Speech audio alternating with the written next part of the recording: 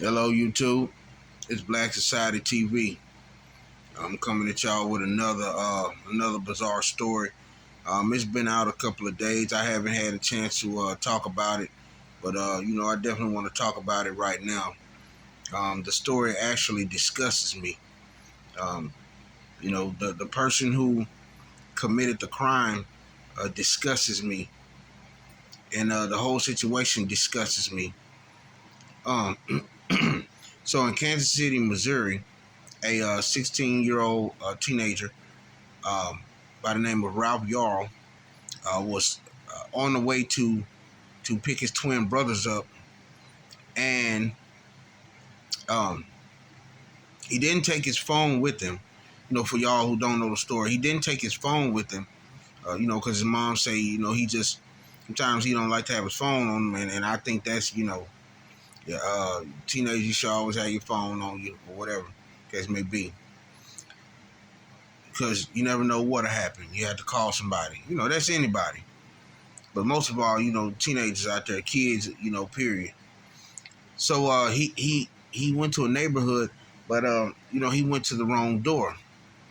So 80-something-year-old white male, um, and I don't know the guy's name. I don't want to know his name. I could have looked it up, but I don't want to give him the pleasure even saying his name. 80-something-year-old white male decides he wants to shoot through the window at the 16-year-old child. Okay, shot him in the head. He fell to the ground. Then the guy shot him again in the arm. Now he knocked on the door. He had the wrong door, so he went to the wrong door. And so this guy just decides that he wants to shoot this kid. Okay. Uh, this was nothing but a brazen act of racism. That's all it was. Nothing but racism. I mean, everybody knows it. Everybody knows you call a spade a spade. Call a spade a spade. And, because, and the thing is, this guy probably been waiting all of his life just to shoot somebody black. He probably been waiting all of his 80-some-year-old life just to do that. If he hadn't done it before.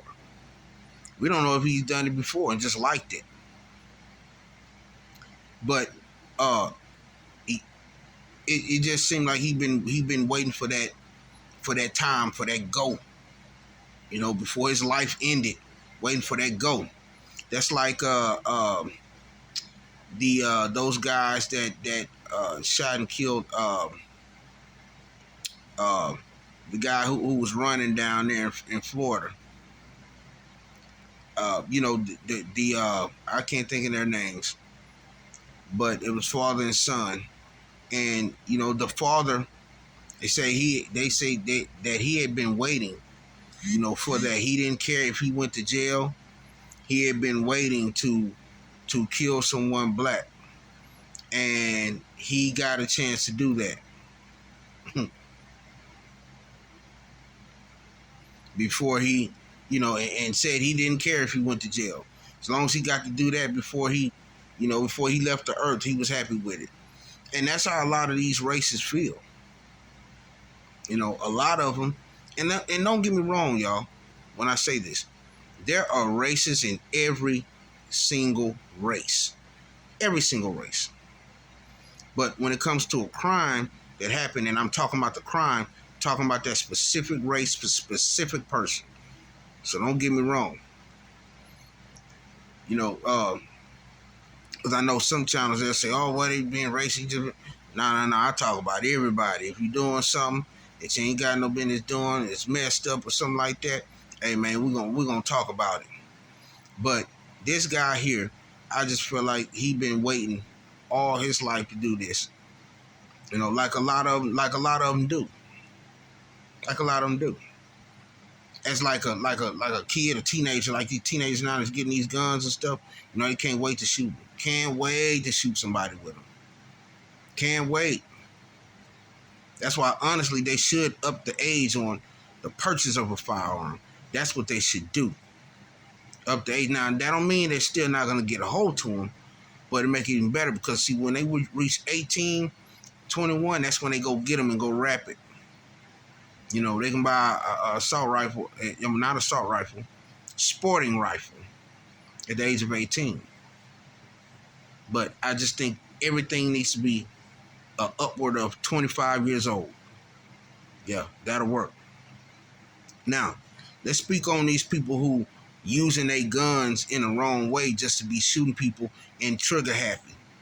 Let's talk about them. Let's talk about this racist that just done it to a 16-year-old boy. What I think should happen is, what the court system should do is, they should allow for a person to